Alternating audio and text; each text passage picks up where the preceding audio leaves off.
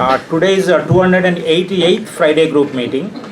The topic is 15 women who wrote equality. The voices is making Constitution and their imprints on modern jurisprudence. Speaker is Ms.Sneha Kalita, advocate on record, prominent. And at the end, Justice Nagarathna will join. She will release the memento. You have to wait for that. Within 5 last, when vote of thanks is over, she will come. So that's the beginning. Now Sneha, you can start initiate this thing, please. Sir. Yeah, please. Now she will read. Chamundeshwari, one of our youngest member, will read a few lines of today's speaker. That is Sneha Kalita. Please, Chamundeshwari. Good afternoon, everyone. It is with great pleasure and honor I welcome our distinguished guest and beloved advocate on record, Ms. Sneha Kalita. She has had a remarkable journey in law and is an inspiration to many professionals.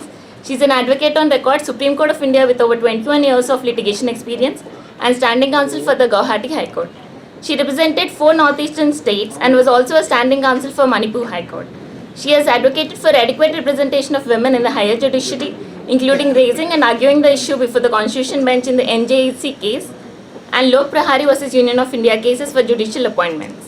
She is a recipient of Plaque of Excellence Award in 2015 for Women Empowerment on International Women's Day. She is also a post trainer with over a decade of experience conducting training programs for judicial officers, Supreme Court staff, government officials, law colleges and various other institutions. She has argued and assisted in significant Constitution bench matters and public interest litigations including Sneha Kalita vs Union of India in 2018. It's a case about the ban on online dangerous games affecting children and the electoral bonds case and the Sita Soren case on cash for votes, parliamentary privilege under Article 194. And also the matters concerning safety of healthcare professionals and prevention of violence against them, and argued for Delhi Medical Association in the Arjikar case in the case of death and rape of a young doctor. She has received an award by the Delhi Medical Association for the prevention of violence against healthcare professionals.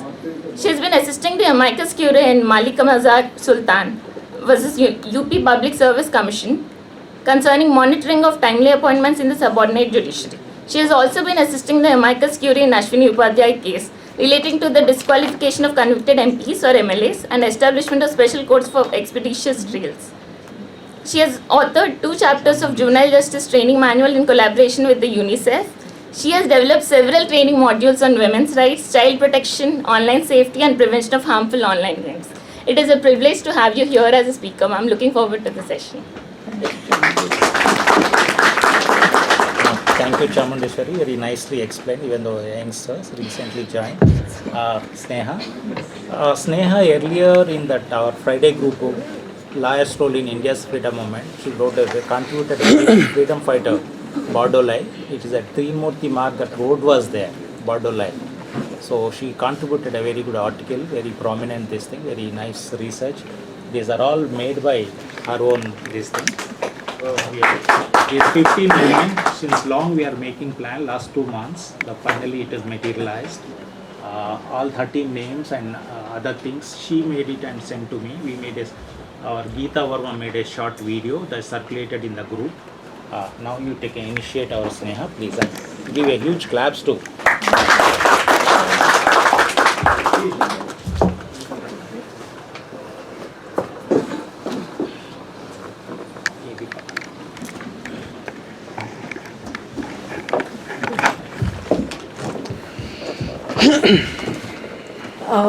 A very good afternoon to everyone in this library too, our learned seniors, senior advocates, and all the members of the bar.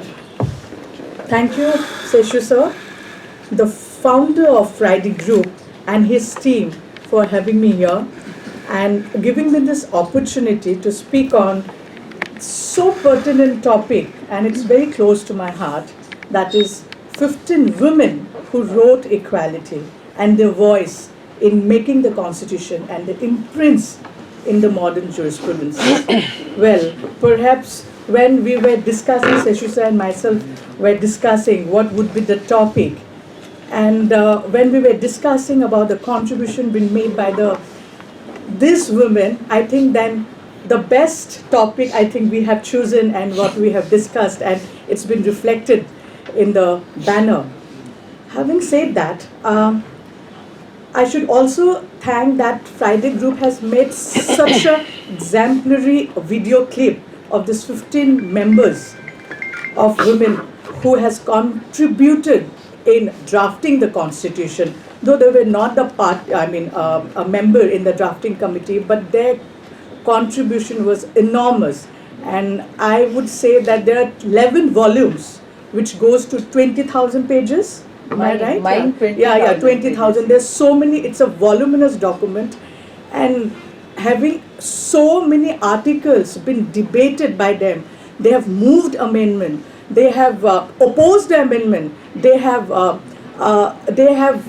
what you call, they were freedom fighters also, and which shows their love for their country, their love for their nation. And before going to each one of them, I just wanted to give you a background of how this Constitution Assembly was important, has formed and has contributed in the making of the Constitution. See, the idea of drafting our own Constitution wasn't born in the twilight of the British rule. And Indian political leaders thought that and understood the true independence meant not just the departure of colonial rule, but also to have a structured document of a governance structure.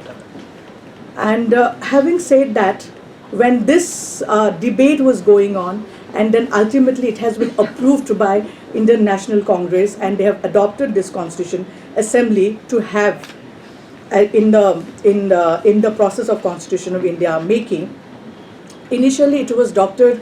Sachindananda Sinha, who, as an eldest member of the freedom fighter, he presided the assembly, and then followed by Dr. Rajendra Prasad, who was elected as a permanent president. And throughout the constitution making process, he was really leading the team.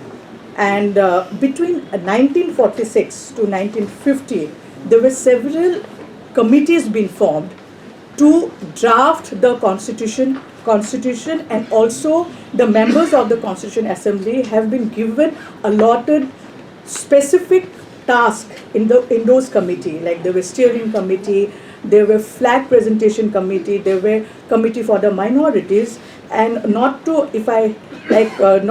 miss the name of Dr. Ambedkar, who was a chairman of the drafting committee, and whose role was, if I don't say it, then it would be injustice for this topic, that he was the one who shaped many of the constitutional progress of, there were several articles which was debated, and he had settled down those articles. So it was a great contribution by him. And when talking of now Constitution Assembly, it was a temporary institution set up, and its members were chosen indirectly. And I must say that approximately there were 299 members, and only 15 women were there in the Constitution Assembly. So you can imagine that impact they have given. And unfortunately, they were not the part of the drafting committee. I don't know, what made them not to participate in the drafting committee, but their role was magnanimous. I would say, if I can say, and they were, what you can say, that they shaped the constitutional vision of equality, dignity, and social justice, which is very important. And one very important statement by Gandhiji, I would quote, is that he said that he would boycott the future legislature of India if it did not have enough women in it. So imagine the weight he has given it to the women and the women empowerment. And therefore, when we call the fathers of the Constitution, we must also include all these 15 mothers of the Constitution whose role were magnificent. And I think if they were not the part of the CAD, perhaps many articles would remain incomplete stories and impact. And having said that, I would now quickly go on 15 women who played an important role in drafting the Constitution. The first and the foremost, I would also wanted to emphasize on the banner. I'll go chronologically. So if there's anything, you can see the banner as well. First, Hansa Mehta. Oh my God, she was like the pioneer of everything. I mean, I have to there are 3-4 women who really has played it, the ground level up, they have played it. And Hansa Mehta, yes, of course, she hails from Gujarat, and she influenced Article 14, 15, 16 and 39D, equal pay for equal work. And her constituency was Bombay province, and she debated over regarding aims and objectives of draft constitution, which can be seen from volume 1 CAD. CAD means Constitution Assembly Debate. I would make it CAD, 1946. And I quote her in her debate that what she stated: "It will warm the heart of many women to know that free India mean not only equality of status, but equality given to everyone with opportunity." So this was her quote. She also said that women from half of the population, and therefore men cannot go far without the cooperation of women. So this was the two very important statements she had made. Having said that, she also served in many of the key committees like Advisory Committee, Provincial Constitutional Committee, and Subcommittee of Fundamental Rights. She argued the Uniform Civil Code, which is very important. Why she argued? Because she debated that to replace the personal laws based on religion, and viewing it essential and for unity, for the national unity. So that much of importance she has given in Uniform Civil Code. And of course, in August 1947, which is a celebration day, that she had the honor of presenting the national flag to the Constituent Assembly on behalf of women. And in her, while she was presenting, there were 74 women who was there in the flag presentation committee. So that was a huge contribution she had made. Mr. Hansa Mehta also have contributed globally also. And she was remarkably, she has done, is that when she was a delegate to the United Nations of Human Rights Commission, she played a very crucial role in Article 1 of UDHR, which was made inclusive and is credited to changing the phrase "all men are born equal" to changing the phrase of "all human beings are born free and equal." So that was her remarkable journey globally also. And she was also became the president of All India Women's Conference in 1946. And having said about all this, it's not like she has done many more, but since because of the paucity of time, I'm stopping here, and I would align with the case law of Supreme Court, nothing but Vishakha versus State of Rajasthan, 1976, 6 SSC 241. Sexual harassment violates equality and dignity of women under Article 14, 15, and 21. So, this much of, her contribution was so much that one cannot imagine. Like coming from Gujarat, and she was a freedom fighter, and she was the one who was in several committees. She was one of the members who really served the committees very well. Now, coming to our Next member, Rajkumari Amrit Kaur. She hails from Lucknow and she influenced Article 14, 15, 21, 25, 39E and F, and which is right to health, and Article 44 and 47.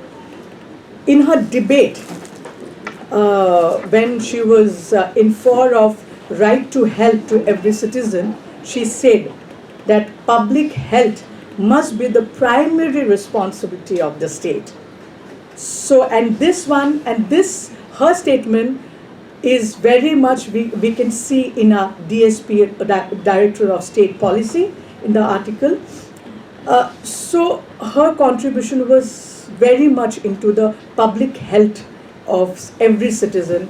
And though she did not speak in the plenary session, but she was behind, those members, there were some reformers who were always behind the scene. So she was one of them. And she was very instrumental in getting the article of Directive Principles of State Policy, particularly to protect the healthcare workers. That's very important. And then Kaur was a strong advocate for the rights of women and children. And also she supported the debate of adult suffrage. And she served at the subcommittees of the fundamental rights of minorities.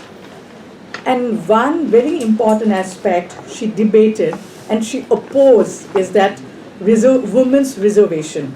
Unlike some of the contemporaries, she did not believe in special reservation for women, arguing that the true equality would come from women entering the legislature through open competition. So, she was like, why reservation? We are enough, we can present ourselves, we can compete with everyone. That's a very important debate she has given, and which has been criticized also. And now talking about her contribution on the Uniform Civil Code, she was proponent of a Uniform Civil Code. She was a strong proponent, and when she was arguing, it was necessary to protect women from unfair personal laws. Kaur was very disappointed when Uniform Civil Code did not include it in the fundamental rights, but yes, of course, it was inserted as Article 44. And her other remarkable contribution was that she was a founder of AIMS and India's first health minister. And when talking of the Supreme Court case law regarding her achievements is Panchim Banga Khet Mazdoor Samiti versus State of West Bengal, 1996, 4 SCC 37. Right to health is an integral part of Article 21. Now going to our third member of Constitution Assembly, Durga Bhai Deshmukh. Oh, she is one women member of the Constitution Assembly. I don't know where she is not there. She was almost in every debate, by opposing, by changing, by giving amendments, and also by giving suggestions and also commending the article. So she has a very important role in the Constitution Assembly. Having said that, she, while considering the principles of provincial constitution, that is comes under the volume 6, 1947, regarding provincial judiciary, she debated on the procedure appointment of judges of provincial of high courts and on federal judiciary, and she moved amendment and said every judge shall be the citizens of India. And that was the one which has not been changed, altered now. And this debate was, nobody objected, and it was right away, it has gone. So this kind of, she had in her mind while in the Constitution Assembly. And while discussing, and one of the very important articles, 17, on untouchability,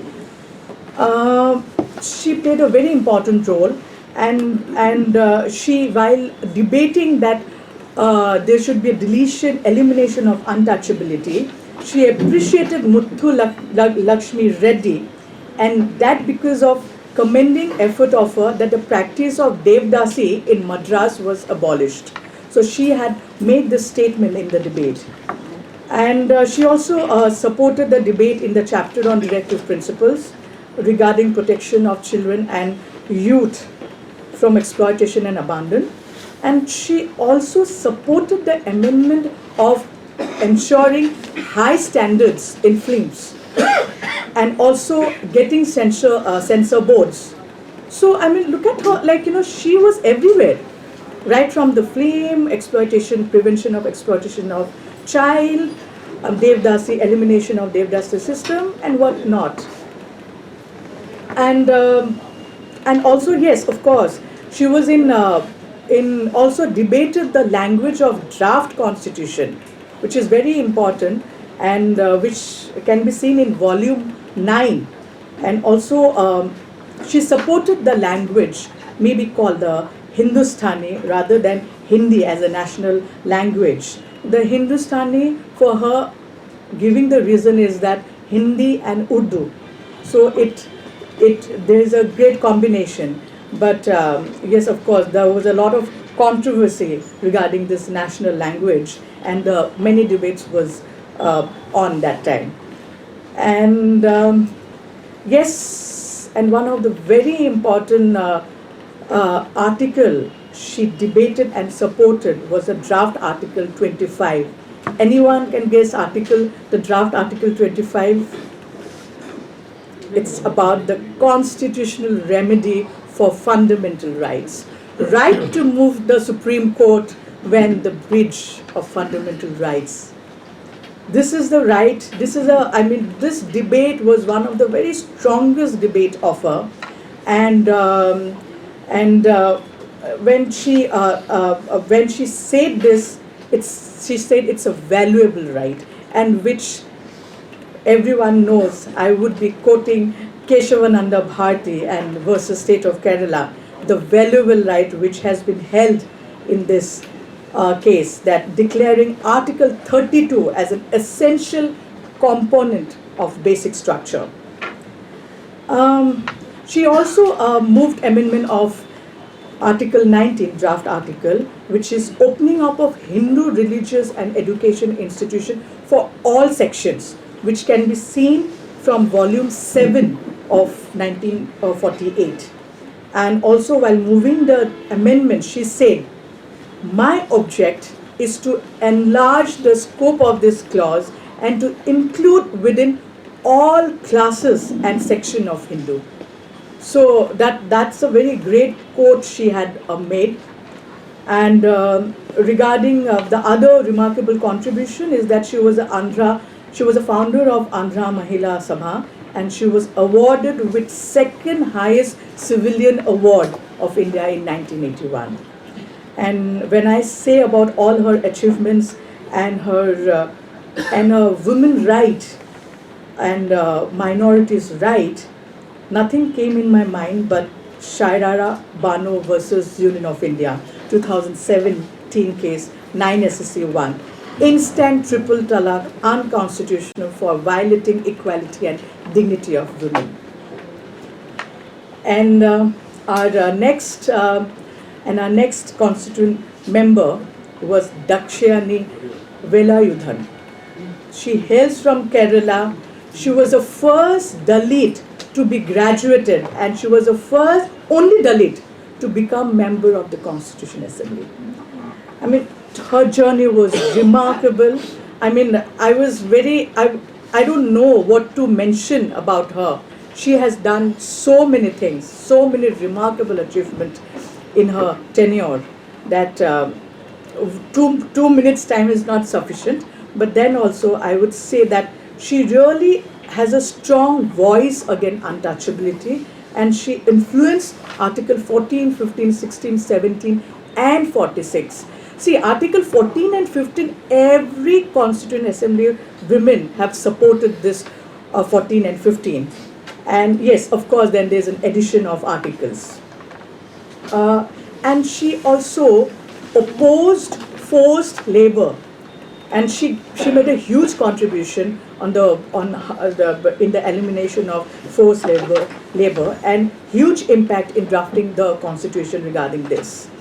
And while discussing on interim report on fundamental rights pertaining freedom from forced labor as one of the rights of freedom in volume 3 of 1947, when she was commending clause 11, I'm sorry, she said, quote, "So this clause, when it comes to existence, will give great relief to a greater number of people who are subjected to economic exploitation. And when this sort of economic exploitation is eliminated from this land, the underdogs will rise up and will be in a position to assert their rights." So this is a very bold statement she had made. And also, yes, of course, she debated and supported the elimination of untouchability, as I've already had said. And when she was debating this, from volume 7 we would get her debate, she said, "Mr. Vice President, sir, we cannot expect a constitution without a clause relating to untouchability, because the chairman of the drafting committee himself belongs to untouchable committee." So, you know, she has linked up, she had that, what you call, I mean, so much of sensitive she was when she made this statement. And of course, she opposed the amendment of separate electorate for Harijans, scheduled caste, which has been debated in volume 5, and also she was in one of the advisory committee on fundamental rights of minorities and tribal and excluded areas. I mean, when I say this and align with one of the Supreme Court case law, nothing comes into my mind but State of Karnataka versus Appa Balu, 1995 Supplementary 4 SSC 461. Untouchability, the Supreme Court held that untouchability, any form, is unconstitutional under Article 17. Here, the Honourable Supreme Court has reinforced the Protection of Civil Rights Act 1955 and also upheld the conviction of individuals who denied the Dalits access to the public borewell. So this is, I mean, these are the examples where the Supreme Court is also taking and getting aspiration from. Now, our fifth member of the Constitution Assembly, women, is Begum Ajaj Razul. Hails from Lahore. Now, obviously, it has gone to our next country. She influenced Article 14, 15, 29, 30, and 325 and 326. She was trailblazer, Indian Muslim politician, and she was the only woman from the community. So that was her remarkable journey to start on. And having said that, she also emphasized and debated on adult franchise, assuring that right to vote cannot be restricted by gender, property, or education. So she had given three perspectives when there is a right to vote. And of course, she debated Article 44, the draft one, which is electoral system. She moved amendment regarding the powers of Parliament and the President in passing the legislation, which can be seen from draft Article 91, CAD Volume 3, 1949. She also moved the amendment, having said that she was against having separate electorate based on religion. And I must quote from Volume 8, 1949, is that, "From my part, I have from the beginning felt that in a secular state, separate electorate have no place," unquote. And she further stated in her debate that, "To my mind, reservation is a self-destructive weapon which separates minorities from the majorities all the time. So this was her true statement, which she debated and made the history. Therefore, she has a very strong perspective of secularism, which has reflected in her debate. And she was also a very strongly, she supported India becoming a ratified country in the Commonwealth. So one of the contributions she had made. And she was also the breaking the barriers of abandoning the Parda system, child marriage, and many more. And the best I can quote is the Shaira Banu case, the triple talaq, and also electoral system. We have so many cases on the electoral system, which can, and every electoral system of Supreme Court, and whenever there's a case law, her debate been quoted many times. And now when we, our next member of the Constitution Assembly is Sucheta Kriplani. She hails from Ambala, and she influenced Article, of course, 14, 15, 16, 23, 19 and 326. And apart from that, she sang the national song, few lines, Sare Jahan Se Acha, Hindustan Hamara, and first verse of Jana Gana Mana Adhinayaka Jaya Hai, which can be seen from volume 5 of CAD, August 1947. And she got huge round of applause when she was singing those phrases. Yes, of course, she's a very, very important debate, and she is supporter against human trafficking, and in the form of Devdasi's system. She was one of them who contributed in elimination of Devdasi's system in Madras. Yes, Article 39, DPSP, state to ensure social, economic justice, and she was very much into fair labor condition.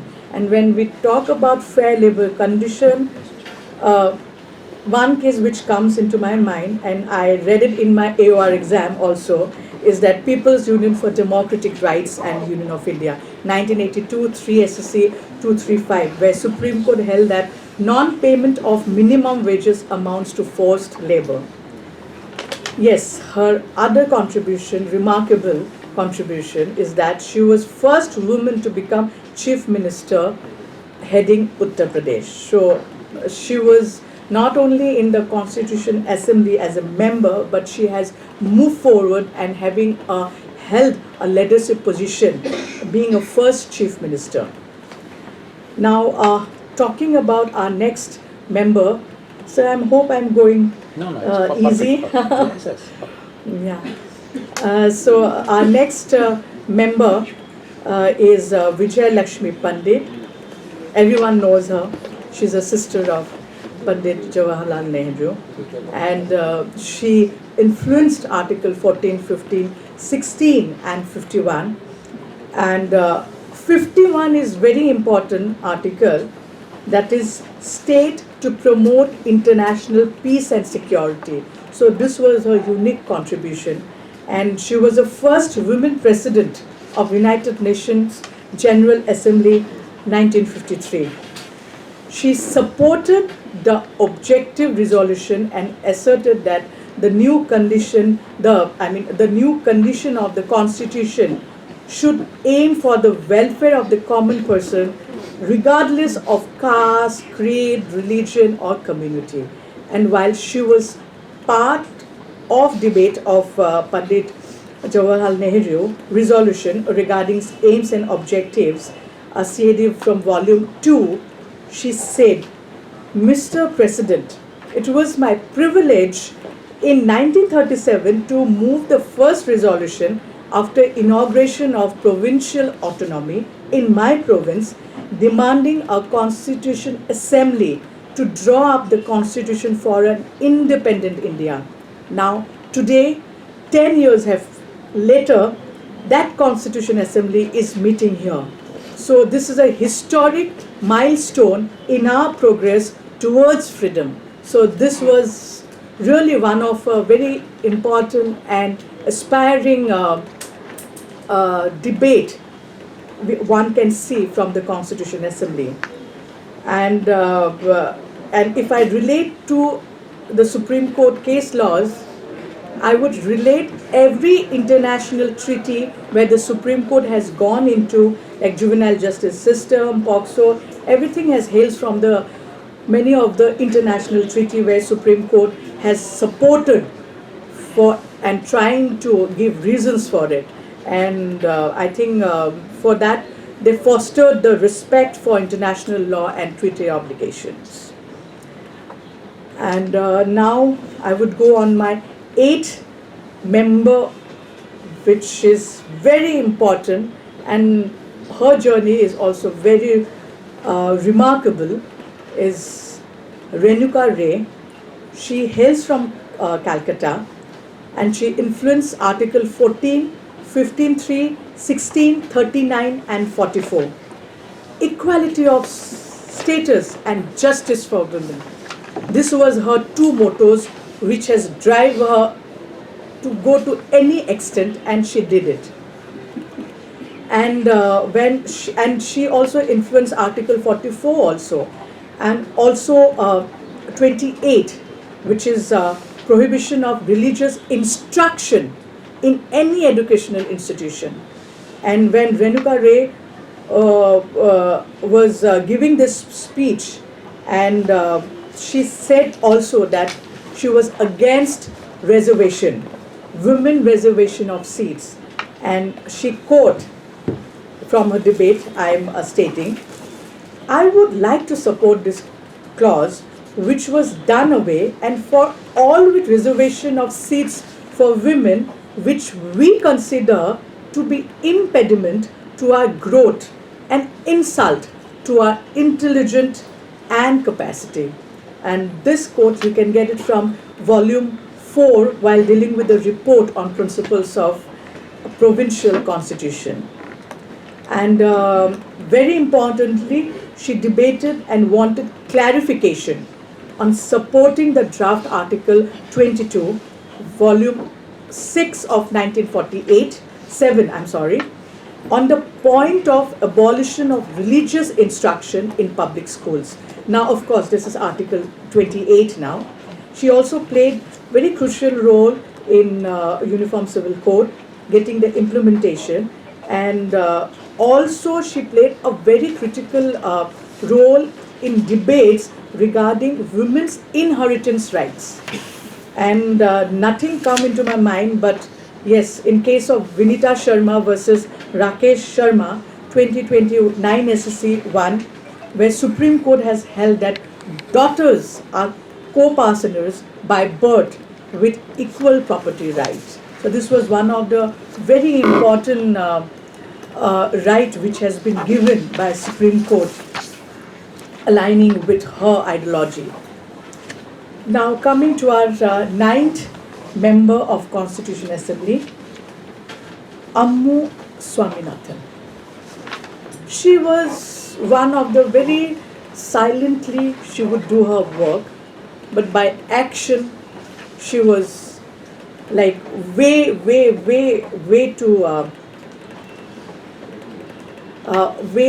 forward in her ideology. Yes, Ammu was from IO family from Kerala. She was elected as a Mother of the Year in 1975 on the inauguration of International Women's Day. And she spoken on the motion of Dr. B.R. Ambedkar to pass the draft constitution. And she spoke that, I feel that constitution actually rests in two pillars, fundamental rights and directive principles of state policy. And secondly, she said that now we can say that when the Indian people themselves framed their constitution, they have given rights to women equal with every citizens of the country. So this statement was a very heartwarming statement coming in her debate. and she has influenced and debated adult suffrage, and she contributed on fundamental rights also, and she was also she was a co-founder of the Women India Association, one of the first association to demand universal adult franchise. So that was her contribution. And if I have to relate with one of the case law, is that would be Air India versus Narges Mirza, where 1981 case, where this is a landmark case of Indian feminist jurisprudence, where right of women equality at the workplace been given, and with all the safety laws and all the policy been made towards women. And yes, of course, the 10 member of the Constitution Assembly is Purnima Banerjee. She also influenced Article 14, 15, 19 and 25. And and she was also the advocating the fundamental rights of the minorities against discrimination in education. And she stated that state aided to be included while giving privilege to the education. And when it comes to my mind about the educational institution, TMFI, we all know the 11th judge decision in 2002, where Honourable Supreme Court had said that yes, you have state-aided minority institution can retain their right to manage administration, but cannot deny admission on the ground of caste, creed, race and language. And now coming to the Leela Roy, who hails from, if I don't mistaken, she hails from Calcutta, and she influenced Article 14, 15, 19 and 21A, that is education. She emphasized on education. Right to compulsory education is now been coming as Article 21A. So she had made huge contribution, universal education, women's participation. And when I say about her, I would definitely quote Unni Krishnan State of Andhra Pradesh. It's a landmark judgment where the court held that education up to 14 is a fundamental right under Article 21. And after that, Article 21A has come, where it states compulsory education from the children of 16 to 14 years.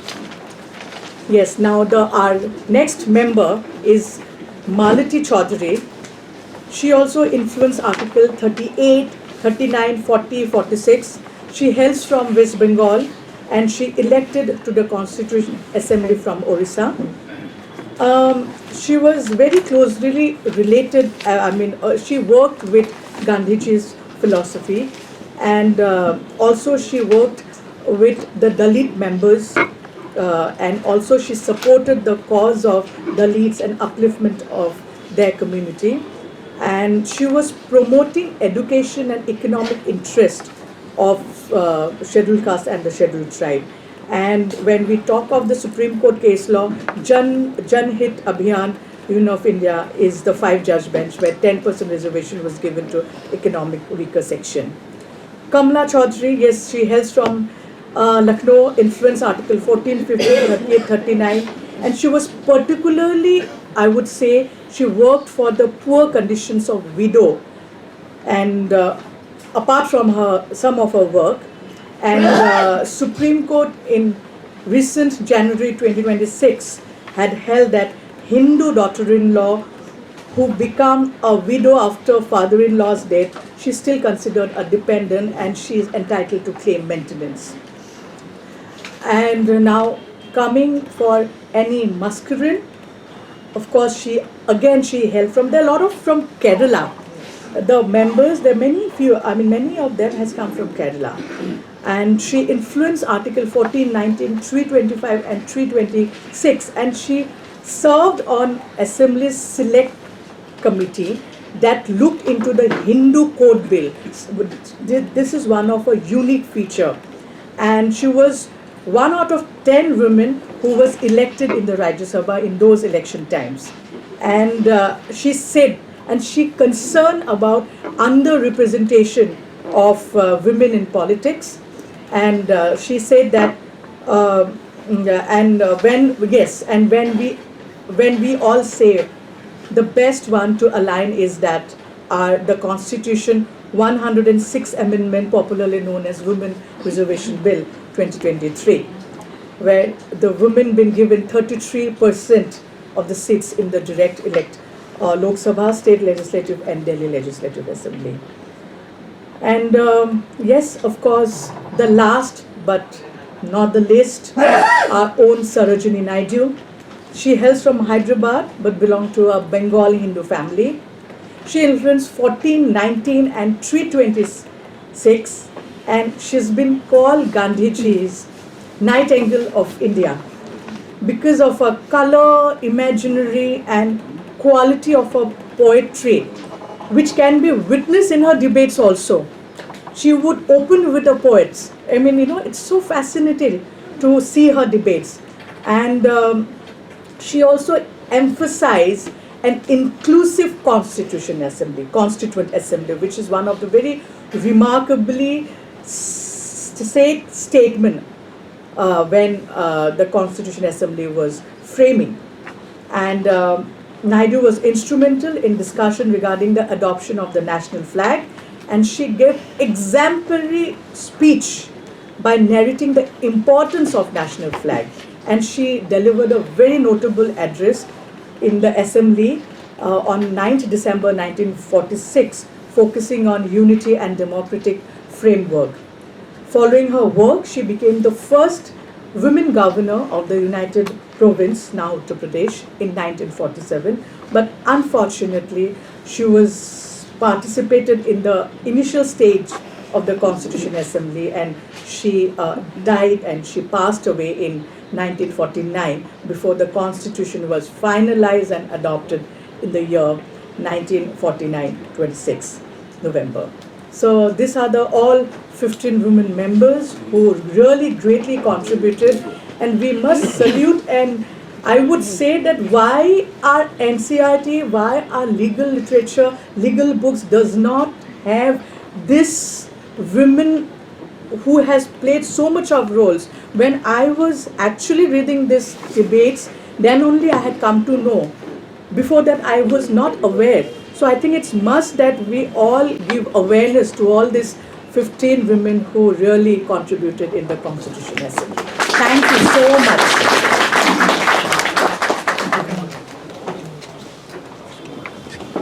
Thank you very much, Sneha. Thank you, sir. The way you made the efforts and all these 15 women Constituent Assembly members, it's really greatest research and other thing one can do. Doctor. Now I request GeetaVerma. I will give a vote of thanks.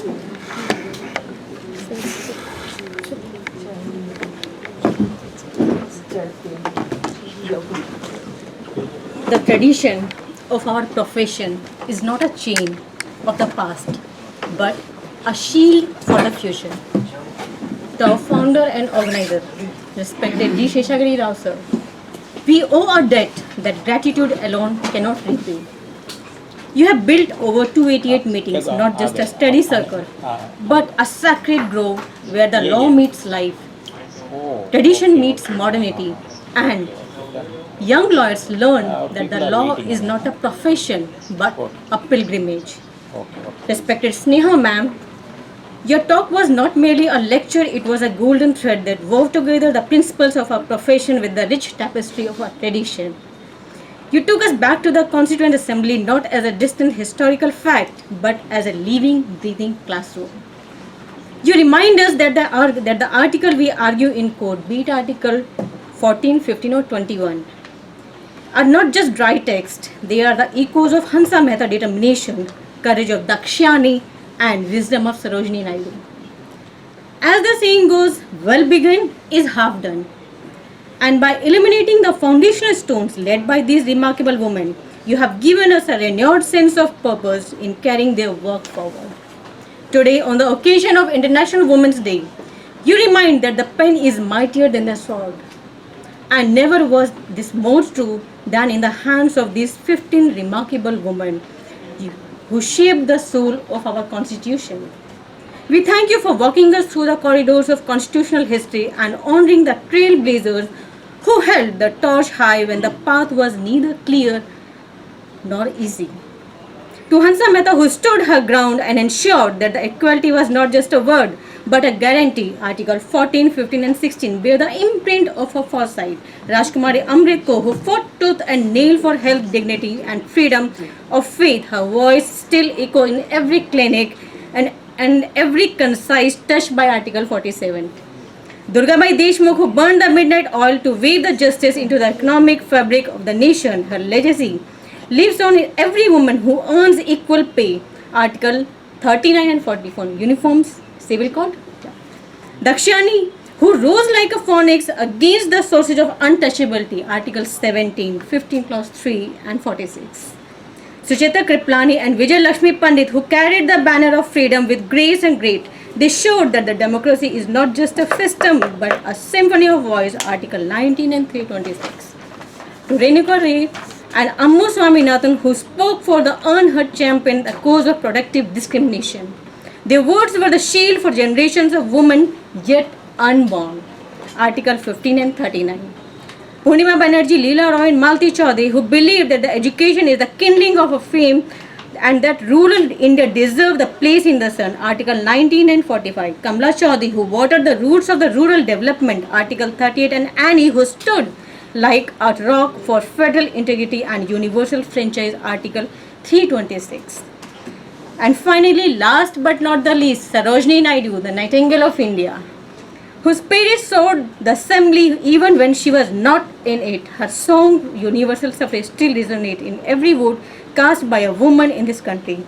Ma'am, you have reminded us that the Constitution is not a dusty document, but a living, breathing testament to the courage of those who dare to imagine different India. To the Friday group, thank you for organizing this timely and timeless session.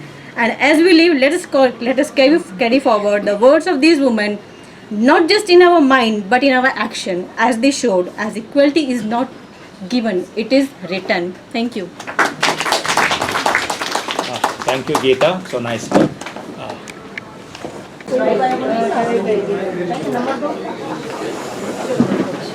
Huge claps, please. Justice Nagarathna is coming. No. Is he coming? No. Down. I see. Welcome, ma'am. Thank you. Namaskar.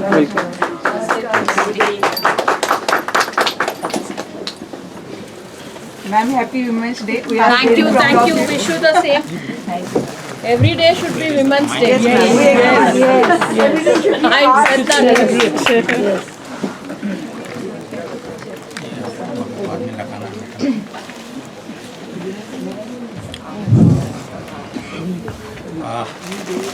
Friends, we delighted in fact the way Ladyship responded the moment I asked. The way she responded, it's unusual. We are highly grateful on behalf of Friday Group and myself. We start with bouquet of flowers. Thank you. Actually supposed to be lady, but lady should be given. Not necessary.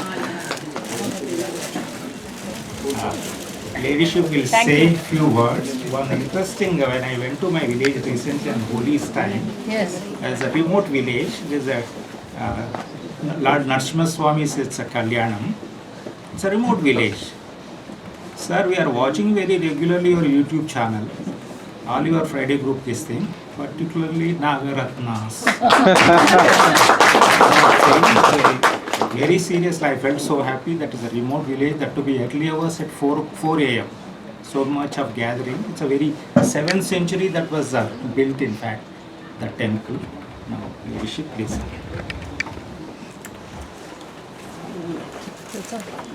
A very good afternoon.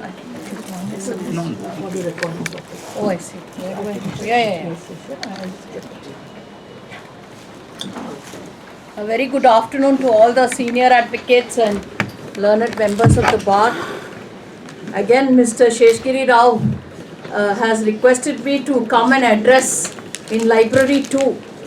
Actually, I always look forward to this invitation. Maybe I can manage some more talks before I retire next year.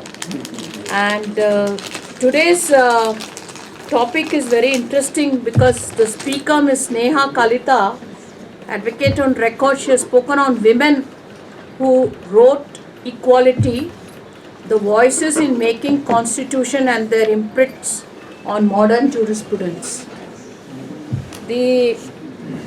I had an occasion to speak about this topic in National Law School, Bangalore, and I called that Home in the Nation, and I spoke about the founding mothers.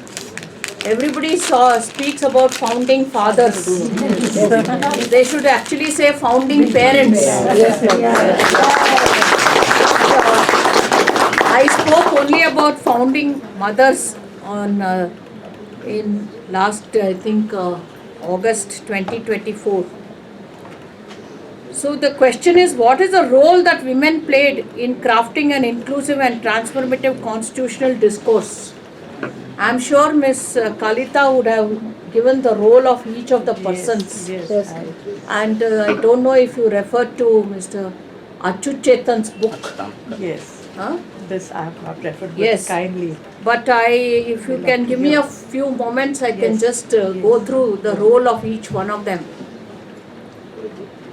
Ambu Swaminathan is known for being a significant member of the Women's India Association that transformed into one of the largest women's rights organization in India, and her advocacy against caste-based discrimination and against subjugation of linguistic diversity. Dakshayani Velayudan was the youngest and the only Dalit woman member of the Constituent Assembly, very well known for her transformative vision of the Constitution. G. Durgabai Deshmukh, also known as Durgabai Deshmukh, and Hansa Mehta were known for drafting the Indian Women's Charter of Rights and Duties and their advocacy of women's rights in the Assembly. This charter had a very important role to play in the Constituent Assembly debates. Leela Roy for envisioning and propagating a role for women in public life beyond managing domestic responsibilities. Purnima Banerjee for creating engagement with rural communities, Kisan and trade unions for the independence movement despite multiple imprisonments. Rajkumari Amrit Kaur for imbibing a progressive vision of women's rights and international peace through the seminal role she played in subcommittees of the Constituent Assembly and molding several important constitutional provisions. Renuka Ray for her erudite and compelling contribution on a spectrum of crucial questions ranging from equality and status of women to provincial finances. Sarojini Naidu, the champion of women's suffrage and finding for the Constituent Assembly a national embrace of unity in diversity within the tricolour. That is our flag. Vijayalakshmi Pandit, the eminent diplomat and leader for moving the resolution for a Constituent Assembly in 1937 before the United Province Assembly, also for edifying to the Constituent Assembly that in drawing up the constitution of our country, a duty was owed to ourselves and to the world, which looked to India as an emerging leader. The contributions of Begum Aizaz Rasool, Kamla Chaudhary, Sucheta Kripalani, Malati Chaudhary and Annie Mascarenhas in laying the foundations of our constitution are also poles of guidance. I'll just quote one or two if you have some few more minutes on what they said. For example, Rajkumari Amrit Kaur, who is the legendary freedom fighter, in 1932 at the Jalandhar session said, and I quote, "The women of India are no longer willing to submit to standards, whether local, political or ethical, which have been set for them by the male conscience of the community. We are passionately aware that such standards have been allowed to imply the complete subordination or even degradation of whole classes of women. We are aware of the necessity of finding and being judged by our own standards of free human beings, voluntarily accepted. We are determined to face the facts of life, to fight the battle of our sex, and to take the risks." Unquote. This solitary statement is a roaring reflection of the socio-political churn that crystallized into the constitutional values of gender equality and justice. I would like to speak in detail another time, I suppose, with regard to gender equality, socio-economic rights, and social reform, and the role of the women leaders in advocating this. With regard to gender equality, Ammu Swaminathan's work, her grasp of equality and its implication for women both inside and outside the Constituent Assembly is well known. As I already referred, Professor Achyut Chetan has written in his book, Founding Mothers of the Indian Republic, that unlike the Western world, the Indian women's movement for legal rights was a collaborative venture with male reformers, not a militant confrontation. These women leaders never wanted a confrontation with the male leaders, but they wanted that their position in society, in the country, whether socially, economically or politically, be recognized. Therefore, what Rajkumari Amrit Kaur said was that in a society which is plural, creative and enterprising, such as the Indian society, we should have constructive citizenship. A strategy within the constitutional semantics that women leaders carried through the Constituent Assembly was to dispel the traditional notion of women being biologically inferior, but to locate themselves within the framework of constitutionalism. The most articulate and comprehensive advocacy for gender equality as a fundamental right was through the Indian Women's Charter of Rights and Duties in the year 1946. I refer to this. This charter was drafted by Srimati Hansa Mehta and was accepted by the All India Women's Conference.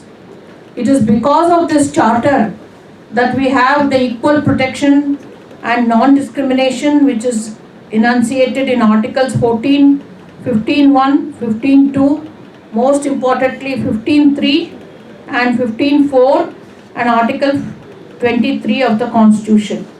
Actually, Rajkumari Amrit Kaur, she also said technically, who is the largest minority in India? She said the largest minority in India are women, and therefore they must be given their status and protection in accordance with their rights. Of course, because of all these articles, we have, what has happened in the cases which came up before the Supreme Court. I need not elaborate, just refer to it. C.B. Muthamma versus Union of India, the first officer of the Indian Foreign Service. Anuj Garg versus Hotel Association of India. And Babita Punya and Lieutenant Colonel Nitisha cases. They're all, you see, the inspiration for these cases come from the articles of the Constitution. And the women were really behind these articles to come up. That is, the women in the Constituent Assembly. Then another aspect of equality is with regard to the untouchability aspect, where Dakshayani Velayudan reminded the Assembly of the state's responsibility to actively manifest the Constitution's transformative intent to ensure equality before law and equal protection for law. That's why we have Article 17, which prohibits untouchability and it abolishes it. Then in the matter of social reform and empowerment, the Indian Women's Charter of Rights and Duties had very radical proposals for education and health. It emphasized that the lack of accessibility and poor quality of education hindered the country's growth. Striking a chord for equality in all aspects of education, the Charter mandated that there shall be no basic difference between the education of man and woman, as their duties as citizens are the same. Similarly, on the question of health, the Charter was remarkable in its vision. It stated that the health of every man, woman and child is the nation's greatest asset. Article 8 of the Charter provided that the woman who works in the home shall have a right to a part of her husband's income to use it as she likes. That is why in my parting remarks in Mohammed Abdul Samad versus State of Telangana, which was a judgment with regard to Section 125 of the Code of Criminal Procedure and the Muslim Women's Right to Maintenance Act, I said women who are not working outside and earning but who are homemakers must be given an exclusive amount every month for their private use, and the man who is earning must realize this aspect. I have said this in my judgment. It is for this reason that I believe that the freedom movement and our founders imagined a new Indian woman with a complete individuality and self-sufficiency. A bare glance at the preamble as well as the chapters on fundamental rights and the directive principles of state policy shows that our constitution sought to break the shackles of gender-based discrimination and transform into a just and social order. To conclude, I would like to again advert to Srimati Hansa Mehta's profound thoughts during the closing discussions of the Constituent Assembly on 22nd November 1949, quote, "The goodness or badness of a constitution depends on how it is going to work. If it works in the interest of the people, it will be a good constitution. If it works otherwise, it will be a bad constitution. It is for the future electors to elect the right kind of persons who will work the constitution in the interest of the people. The responsibility therefore lies with the people." Unquote. The valuable endeavors and efforts of our founding mothers must be carried forward by every succeeding generation and of women who are all concerned for women and also men who are concerned for women. This does not limit itself only to gender rights or women's position in India today. Therefore, this responsibility of carrying forward the agenda set by our founding mothers lies with us all. On that note, I conclude. I once again thank Mr. Seshagiri Rao and each one of you for staying beyond 4 o'clock on a Friday afternoon, particularly after a special leave petition day, and where all advocates would like to go and convey to their respective counsel all over the country what has happened to the cases in which they attended. I must also bring to the notice of the Friday Club one more information. Friday, one more information that in Kerala High Court they have started Wednesday Club. And they say that the inspiration for this is the Friday. So it's Wednesday group. And the inspiration for that is the Friday group of the Supreme Court. So much credit goes to Mr. G.Seshagiri Rao, who has popularized this, and to each one of the speakers who have come and addressed, and more importantly to the audience who have come and listened. So thank you once again, and namaskar. Thank you very much, Ladyship. Let us give a standing ovation. Huge clap, please. Now we go for memento. Ladyship is released. All ladies, come please closer to.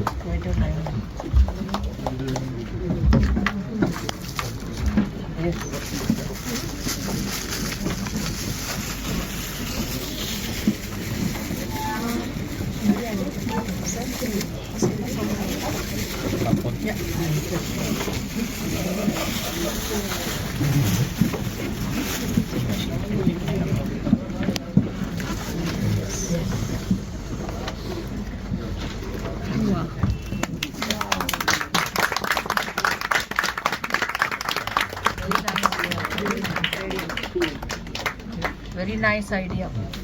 They had it in the calendar also.